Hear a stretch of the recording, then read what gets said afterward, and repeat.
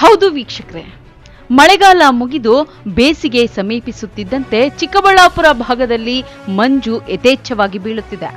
ಇದರಿಂದ ವಾಹನ ಸವಾರರಿಗೆ ಸಂಚಾರ ಮಾಡಲು ದೊಡ್ಡ ತಲೆನೋವಾಗಿದೆ. ದೂರಭಾರ ಹೋಗುವ ಪ್ರಯಾಣಿಕರು ಪ್ರಾಣ ಅಂಗೈಲಿಡಿದು ಹೋಗುವ ಪರಿಸ್ಥಿತಿ ಎದುರಾಗಿದೆ. ಬೆಳಿಗ್ಗೆ ಎದ್ದು ಹೊರಗೆ ಬಂದ್ರೆ ಸಾಕು, ದಟ್ಟವಾದ ಮಂಜಿನಿಂದ ಆವರಿಸಿರುತ್ತೆ. ಅಂತಹದ್ರಲ್ಲಿ ಚಿಕ್ಕಬಳ್ಳಾಪುರ ತಾಲೂಕಿನ ಜಾತವಾರ ಹೊಸಳ್ಳಿ ಗೇಟ್ ಬಳಿ ದೊಡ್ಡದೊಂದು ಅವಾಂತರ ನಡೆದು ಪ್ರಯಾಣಿಕರು ಬಚಾವಾಗಿದ್ದಾರೆ.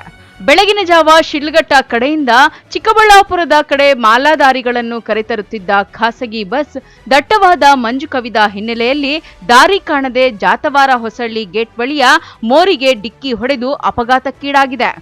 ಡಿಕ್ಕಿಯ ರಭಸಕ್ಕೆ ಮೋರಿಯ ಮೇಲೆ ತೂಗು ಉಯ್ಯಾಲೆಯಂತೆ ಬಸ್ ನಿಂತಿದೆ. ಇದರಿಂದ ಬಸ್ಸಿನಲ್ಲಿದ್ದ ಮಾಲಾಧಾರಿಗಳು ಬಸ್ಸಿನ ತುರ್ತು ನಿರ್ಗಮನದ ಬಾಗಿಲಿನಿಂದ ಇಳಿದು ಪ್ರಾಣಾಪಾಯದಿಂದ ಪಾರಾಗಿದ್ದಾರೆ.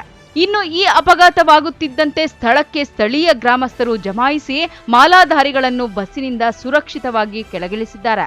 ಈ ಪ್ರಕರಣ ಚಿಕ್ಕಬಳ್ಳಾಪುರ ಗ್ರಾಮಾಂತರ ಪೊಲೀಸ್ ಠಾಣಾ ವ್ಯಾಪ್ತಿಯಲ್ಲಿ ನಡೆದಿದೆ.